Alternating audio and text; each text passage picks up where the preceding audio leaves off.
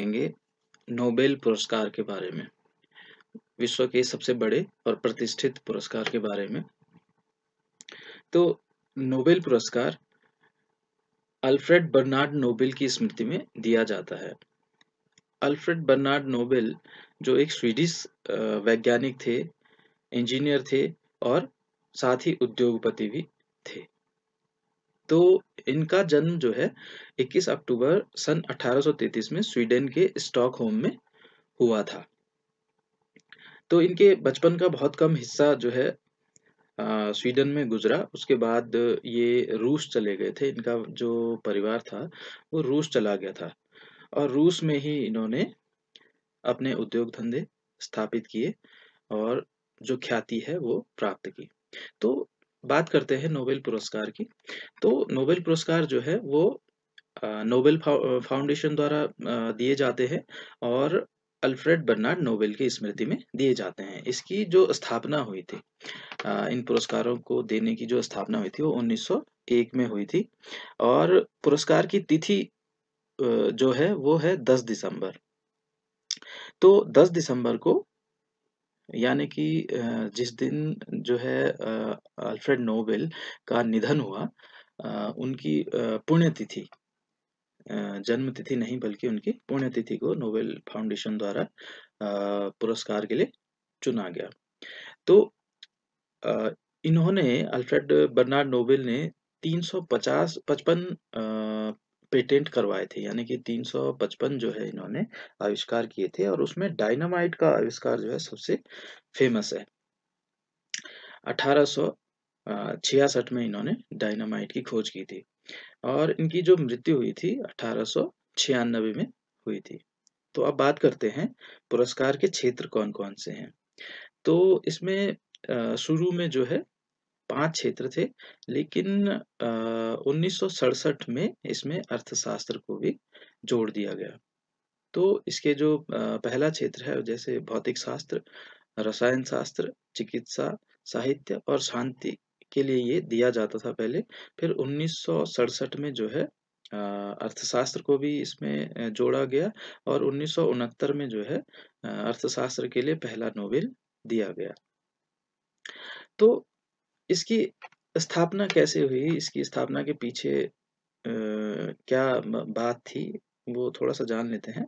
1896 में जब इनकी मृत्यु हो गई तो इन्होंने अपनी वसीयत में लिखा था कि जब इनकी मृत्यु हो जाए तो इनकी संपत्ति पर जो है, जो ब्याज लगता है वार्षिक रूप से, तो उस ब्याज से जो है समाज के लिए जो व्यक्ति जो है उत्कृष्ट कार्य करते हैं इन 5 क्षेत्रों में, भौतिक शास्त्र, रसायन शास्त्र, चिकित्सा, साहित्य और शांति के क्षेत्र में, तो उन व्यक्तियों को जो है उस राशि में से पुरस्कार दिया जाए।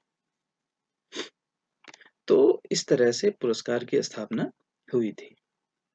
अब घोषणा कौन करता है? नोबेल पुरस्कार की घोषणा जो है प्रत्येक वर्ष समिति द्वारा अक्टूबर माह में कर दी जाती है। यानी कि घोषणा जो है अक्टूबर में कर दी जाती है और प्रदान कब किए जाते हैं? 10 दिसंबर को, है ना?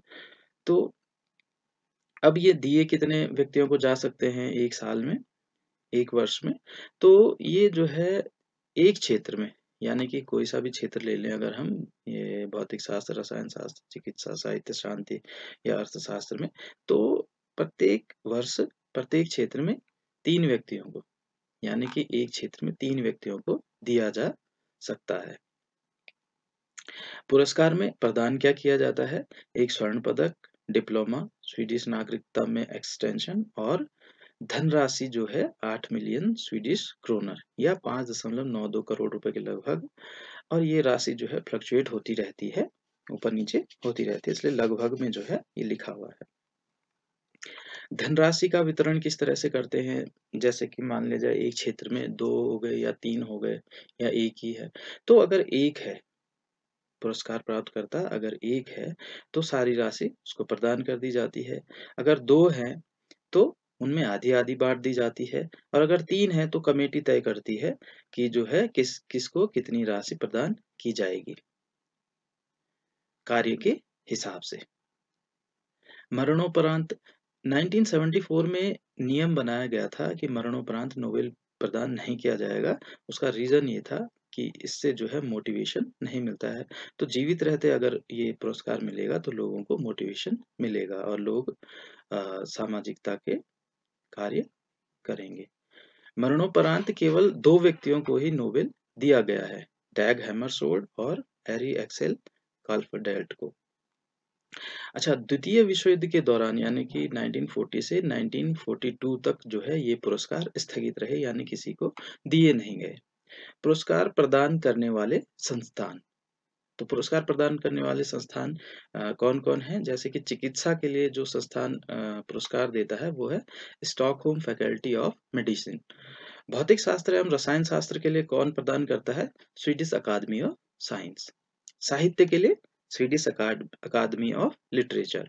और शांति का नोबेल पुरस्कार जिसको कि सबसे बड़ा पुरस्कार माना जाता है, नॉर्वे के ओस्लो में दिया जाता है, कमेटी के अध्यक्ष द्वारा प्रदान किया जाता है ना? बाकी के पुरस्कार जो है स्वीडन के राजा के द्वारा प्रदान किए जाते हैं, यानी कि बाकी के जो ये 5 पुरस्कार हैं, 1, 2, 3, 4 और ये रसायन शास्त्र भी इसी में है।